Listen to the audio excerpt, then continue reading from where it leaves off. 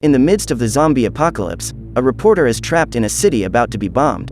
Racing against time, he must fight the living and the dead to reach a safe zone. Today we're going to recap the story of the movie Dead Rising, Watchtower, from 2015. In the midst of a zombie apocalypse, a company called Phenotrans has developed an injection which they have named ZOMBREX, capable of making an infected person continue to live normally, as long as they take one injection a day. Wanting to do a story, reporter Chase Carter and his camera Blair go inside a quarantine zone, but when they get there, they realize that the people are without water and food, only doses of ZOMBREX. To expose the situation, the two record a report, and when they finish, Chase says he wants to get out of there as soon as possible. But Blair insists that they should continue recording and collecting reports from the people in the queues. To do this, the reporter goes up to a woman called Crystal and asks her to express her indignation in front of the cameras, but instead of just bad-mouthing the government, she also attacks the press, saying that they record people's difficulties just to sell commercials. After venting, Crystal leaves and leaves the reporters alone, but Chase refuses to settle for just that and decides to record one of the tents.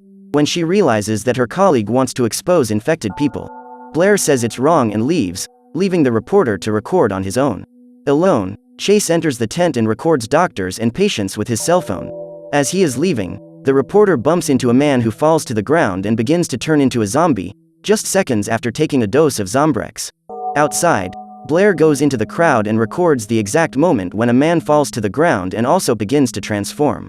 Suddenly, the zombie gets up and tries to attack her, forcing the woman to defend herself by hitting the camera in the zombie's face. As Blair rushes to the parking lot, the people inside the tents transform and the doctors try to inject new doses of ZOMBREX to save them, but to no avail. In the parking lot, Blair manages to get into the station's car and waits for Chase to arrive, but the zombies are getting closer and she is forced to flee alone. At this point, the reporter finally manages to get out of the tent and runs to the parking lot, but as Blair is already driving away, he has to find another way to escape. Suddenly, he sees Crystal finishing off a zombie and runs to her for help, jumping behind a concrete wall along with her. Desperate, the two run under an overpass to try and escape, but halfway there, Chase ends up falling and is caught by a zombie that grabs his foot. Crystal doesn't stop to help and continues running as if nothing had happened, but the reporter manages to eliminate the zombie on his own and continues after the woman. A few meters ahead, Crystal finds a woman called Maggie next to the body of her own daughter, discovering that the girl has been transformed and that's why her mother was forced to take her life. With more zombies on the way, Crystal and Chase take Maggie into a vehicle and drive away with a zombie hanging from the door. After smashing the creature against a wall, Crystal asks what happened in the tents and Chase replies that the ZOMBREX no longer works. Wanting to spread the word, he calls his station and tells them live everything he saw in the tents, leaving the audience on alert. While Chase gives his report, Crystal and Maggie talk about a way out when they run over a zombie that appears in front of them. Trying not to get bitten by the creature, they end up losing control of the car and crashing into another parked vehicle. With the zombie stuck in the windshield, Crystal decides to abandon them and runs into a pawnshop. After some time trying to start the car, Maggie realizes that it is no longer working and runs towards the store with Chase, who begs Crystal to open the door. After a while, she finally lets them in and starts looking for something they can use as a weapon, but as all they find is old junk, they have to build something useful with their own hands. On the other side of town, Blair encounters a roadblock set up by the police and is barred from entering, being taken to a quarantine tent by an officer of Agent Norton, the leader of Feza, the zombie fighting agency. A few hours later, Chase wakes up to hear a strange noise outside and gets up to investigate, catching the exact moment when Crystal injects a dose of ZOMBREX into her own arm. But unlike the others, which had no effect, for some reason the injection works and prevents the woman from turning. Unsure of what to do, the reporter calls Blair and tells her what he saw, leaving her curious as to how ZOMBREX still works in Crystal. As she still has no information, Blair says that she is the chance for them to find out what happened and asks Chase to keep following her for as long as he can. Sometime later, Agent Norton arrives at the tent and performs a test to confirm that Blair does not have the virus. Assured that she is healthy, the Feza leader finally allows her to leave the tent and she takes the opportunity to talk about Crystal's case, but without any proof that the story is true, the man says there is nothing he can do. Just then, a military convoy arrives and Blair takes several photos. After landing, General Lyons holds a press conference and informs everybody that he has received authorization to bomb the area in the next 48 hours. Unaware of the bombing, Chase goes to Crystal and asks why the injection still works, discovering that she has her own supplier and doesn't use the ZOMBREX distributed by Phenotrans. With only one dose left and chaos spreading through the city, Crystal needs to find new injections as soon as possible. But just as she's about to leave, a group of bikers arrive to loot and she runs for cover.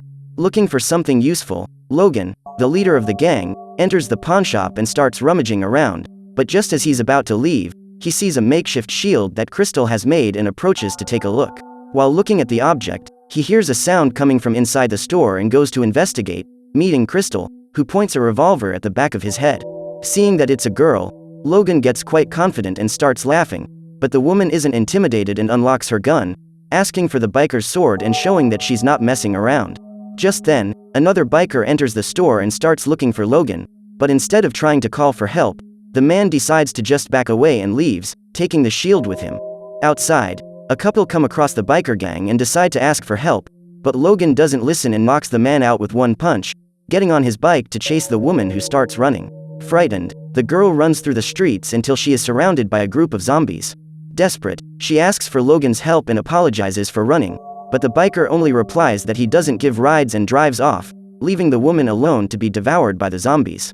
In the pawnshop, Crystal and Maggie build makeshift weapons while Chase tells them that they don't need to leave, because as soon as they hear her story, the army will stop the bombing and come to rescue them. As she doesn't want to expose herself, the woman says it will never happen and leaves with Maggie, leaving the reporter behind. Refusing to be left alone, he goes to the warehouse and finds a circular saw, using it to slice up the zombies. While Crystal and Maggie try to follow unnoticed, Chase goes off screaming and cutting up everything he finds along the way, but the saw ends up jamming and he grabs a baseball bat to finish the job. Even though the zombies are extremely slow, the man ends up being disarmed and has to tear off an arm to defend himself, using the limb as a club. Surrounded, Chase enters the school bus seeking shelter, but the zombies also manage to enter the vehicle and he has to escape through the emergency exit. On top of a car, the reporter looks for a way to escape and ends up being knocked down by some zombies, but manages to get up and climbs onto the roof of the bus. From there, he jumps on top of an SUV and enters an apparently empty alley, using a screwdriver to close the door and block the passage. Thinking he's safe, the reporter runs down the alley where he ends up meeting a policeman and a zombie clown. Alone against the two, Chase throws everything he can find in their direction and ends up putting a propeller through the policeman's head. The man then grabs the exhaust pipe of a car and hits the former officer full in the face, causing him to drop his gun. Desperate, Chase runs for his pistol and hits the zombie in the head, but the clown is still standing and starts attacking him with his axe. To defend himself, he points the pistol at the zombie bozo's nose and pulls the trigger, but unluckily for him, the gun is out of ammunition and he ends up being knocked down by the zombified version of Krusty. About to be devoured, Chase is saved at the last second by Crystal, who runs over the zombie with a van, ripping the clown's head off. Just then, the screwdriver falls and the other zombies get closer and closer, forcing Chase to get into the car so they can get away as soon as possible. In the quarantine zone, Blair goes to Norton to ask about the stock of ZOMBREX and is completely ignored, but when she returns to her car, she finds a sheet containing the location of all the supplies. With the information in hand, the woman gives the coordinates of the warehouse and Crystal drives straight there, finding the place apparently abandoned. Inside, the group searches for supplies and Maggie ends up getting separated from the rest of the group, ending up in a room where she finds a zombie that looks extremely similar to her daughter. Completely beside herself, Maggie leaves the door open and approaches the girl to hug her, squeezing as hard as she can while the infected girl bites her neck. Not realizing that the woman is gone, Chase and Crystal walk around the place and find a zombie biker with several ZOMBREX injections next to him, making them realize that this batch isn't working either. Wanting to prove that the injections were sabotaged, Chase suggests that Crystal take a dose and says that if they can prove that the ZOMBREX has been tampered with, the military will come personally to rescue them. Frustrated, the woman slices the zombie biker with her improvised weapon and asks the reporter to prepare his camera. When it comes time to take the daily dose, Chase starts recording with his cell phone and tells Crystal's case, saying that she is infected and showing the moment when she takes the dose of ZOMBREX from the government. After proving that the injection didn't work, Crystal takes the last dose that still works and prepares to inject it, but before she can do so, her transformation process begins and she loses control of her own body. Desperate, Chase puts his cell phone on the table and injects the girl's arm, ending the transformation and making her body stabilize. At that moment, the zombies that escaped manage to catch up with them and Chase begins to carry Crystal towards a door, but when they reach the other side, they discover that there is only a balcony and that they are trapped. After realizing that they are surrounded by zombies, Crystal takes Chase's phone and posts the recording on the internet, which has more than 3 million views and has been broadcast on all TV channels. Seeing the video, Blair calls Chase to congratulate him on the recording, but completely surrounded, the reporter says it doesn't matter now and thanks her for being a good friend. After ending the call, the man hears the sound of approaching engines and hides to watch, seeing the exact moment when the biker gang arrives and one of them is bitten by a zombie. Ruthless as ever, Logan doesn't think twice and shoots his partner in the head, making Crystal realize just how crazy he is. Wanting to save his friend, Blair goes to Norton's tent and tells him where Chase is, asking him to send someone to rescue him, but the man says he can't do that and she decides to ask the general for help. After showing the video of Crystal taking ZOMBREX, Blair asks Lyons if he can rescue them and the military officer says that he is not in charge of the quarantine, but that if he were, he would send a platoon to rescue the people before the bombing. Back at the warehouse, one of the bikers notices the zombies clustered around the door and approaches to investigate, finishing off the zombie and finding the 2 survivors. Happy to be reunited with Crystal, Logan hits Chase, who begins to lose consciousness, seeing only blurs as the men take the woman away. In the quarantine zone, Norton and General Lyons give a live interview and Blair asks about the video, but obviously, the leader of the zombie fighting agency denies that the doses have been tampered with and says that the quarantine is a success. Blair then asks the general if he would say the same and Lyons replies that they are about to destroy a city they were supposed to save, which makes Norton visibly embarrassed. After this fiasco, Feza was withdrawn from circulation and the army became responsible for quarantine. Shortly after being promoted, General Lyons goes to Blair and tells her that he sent a team to the warehouse, but that they found absolutely nothing, just a few zombies. Thinking Chase is gone, the military man says he's sorry and thanks her for her help, saying that many lives have been saved because of it. In the warehouse, Chase wakes up to one of the bikers tying his arms to a forklift and turning on the radio to attract the zombies, all to watch as the reporter tries to escape. Desperate, the man knocks over the sound trying to turn it off, but even after the fall, the device continues to work normally and attracts more and more zombies. Suddenly, a zombie appears behind Chase's back and grabs hold of the gas cylinder, releasing the hose and causing a large amount of flammable vapor to leak out uncontrollably. As if that wasn't bad enough, another zombie who is approaching ends up passing close to the fire and has his arm covered in flames. With his limb on fire, he gets closer and closer to the gas leak, which increases Chase's desperation even more.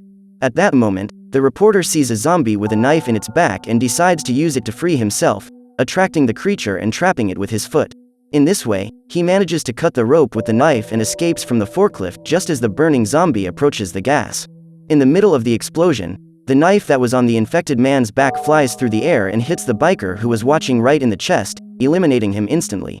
After the impact, the reporter gets up and immediately calls Blair to tell her he's leaving the warehouse, which makes the woman realize that the general lied about having sent a platoon. Knowing that something is wrong, the camera asks Chase not to tell anyone who he is when he arrives in the quarantine zone. After the call, the reporter gets on a motorcycle and starts riding around the warehouse looking for Crystal, attracting a small zombie army along with him.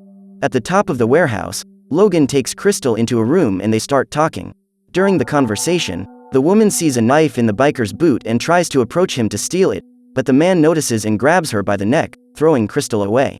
With the woman seated, Logan takes a time bomb and activates it, saying that if the army doesn't blow it up, he'll blow up the military base himself. After the outburst, the biker deactivates the bomb's timer and orders Crystal to kneel down, giving her the chance to grab the knife. However, Logan was expecting this and manages to grab her arm. Even so, Crystal reacts by punching the man in the crotch and biting off his ear. While Logan is recovering from the pain, the woman shows him the bite mark on her arm and says that he will soon become a zombie too, which makes the man furious. Taking advantage of the gap, Crystal tries to run and ends up being caught by another biker who throws her on top of the ZOMBREX stockpile, right where she eliminated the first zombie biker.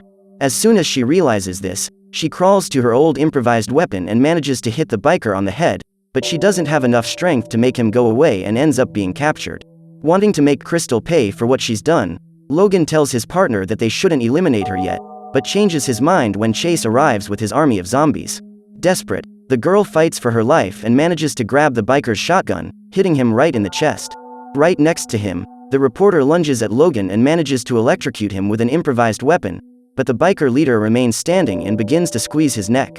To help her friend, Crystal hits a shotgun attack that knocks Logan down, allowing them to run to the motorcycle. While trying to recover from the blow, the biker ends up being surprised by the zombie Maggie who starts devouring him while he's still alive. Unaware that Chase is going to the quarantine zone, General Lyons gives another interview and says that Phenotrans has managed to develop a chip capable of keeping an infected person in human form for more than a year, saying that this will end the quarantine zones and there will be no new bombings. After the interview, Blair goes to Norton to talk about what happened and discovers that he never put the note with the coordinates in his car. Norton then says that Phenotrans came up with the chips a year ago, but as this infringes on civil rights, Norton refused to implant them in people. Now, the army itself has set things up with Phenotrans to take Feza out of control and allow the chip to be implanted in people. Wanting to gather more evidence, the two start checking the photos and Blair realizes that the army already had the chips when they arrived in the quarantine zone. Even with this proof, the woman goes to the general and starts asking questions in an attempt to find out new information, but Lyons realizes that she is recording the conversation and orders his men to go after her. Unaware that she is being followed, Blair meets up with Norton, who has managed to steal one of the army's laptops. With the photos of the warehouse that Chase sent, the former Feza leader decides to check the lot in the military records and discovers that the warehouse shipment came from Fort Carson, General Lyons' base. With so much evidence piling up, Norton tells Blair to get ready and walks back to his tent to pack his things, but after a few steps, he ends up being knocked out by a soldier. When Blair sees this, she runs outside, but she knows it's no use trying to hide and records a video telling Chase everything, as well as putting the camera and her cell phone with all the information inside a newspaper machine. At that moment, Chase and Crystal approach the quarantine zone and the military ask them to walk very slowly. Suddenly, the two hear something approaching and run for cover when Logan arrives with the van. When they saw the suspect, the soldiers asked him to turn down the sound and the man got out of the car and fired a grenade launcher, releasing smoke bombs that blocked the soldiers' view. Even though they can't see, the soldiers start shooting wildly, which ends up attracting the zombies nearby. With his giant army of zombies, Logan reactivates the time bomb attached to an axe and begins to advance towards the barricade. Since the military can't do anything to help, Chase and Crystal run to the truck of a gardening company and each get out a chainsaw. But even in 2 versus 1, they don't manage to hit the biker, who almost smashes Chase's head in with an axe. Wanting to defend her friend, Crystal goes after Logan and ends up making way for the reporter to shove his chainsaw into his back. But even so, the biker still stands and strikes back with an axe. With Chase down, Crystal tries to hit the crazy biker with her motor saw, but ends up being disarmed by the man who is preparing to drive the axe into her head. To save her, the reporter jumps on the weapon, but is easily knocked down and the two end up being caught by the zombies. Victorious, Logan throws the axe towards the barricade with the intention of blowing it up, but Chase refuses to let this happen and runs towards the quarantine zone. Taking advantage of the fact that the former biker leader is turning, Crystal takes the chainsaw and tries to cut him in half, but Logan has already turned into a zombie and manages to stay on his feet. At that moment, Chase reaches for the axe and throws it at the zombie biker's back, causing him to explode into a million pieces. With that, the two survivors are finally allowed to enter the quarantine zone and Crystal is taken to the infirmary, where one of the army doctors begins to look after her. While he waits, Chase puts his cell phone on the charger and finally manages to turn it back on, noticing Blair's many missed calls. Wanting to meet her again, the reporter asks to be excused and leaves the tent to call her, but as soon as he does, the nurse implants the chip in Crystal without her realizing it. Outside, Chase calls Blair and starts to hear the phone ringing. Following the noise, he finds the newspaper machine and discovers the hidden camera and cell phone, finally gaining access to all the information Blair has discovered, as well as the exact recording of the moment she was captured. So what did you think of this movie? Leave it in the comments below. And if you liked the video, like and subscribe for more movie recaps. See you next time.